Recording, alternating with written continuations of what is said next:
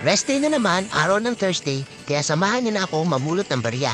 Galing nga pala ako sa panggabing shift sa full-time job ko. Kaya naman na yung araw na to, alas 12 ng hapon ako lumabas para mag-grab.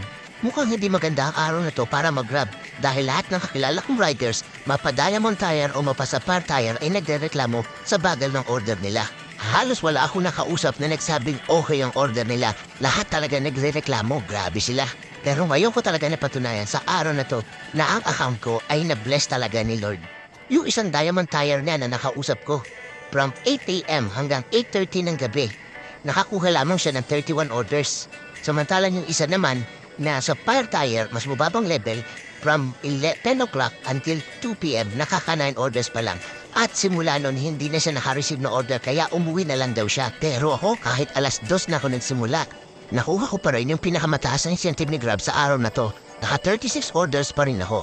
Yun nga lang, inabot pa rin ako hanggang alas 11 ng gabi sa labas para mag-Grab. Pero okay lang, at least nakuha pa rin natin yung 36 order na incentive ni Grab ng worth $54.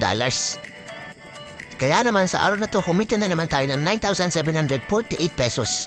Mapapathank you Lord ka na lang talaga dahil sa araw-araw, hindi na babago yung dami ng order na nare-receive ko kay Grab.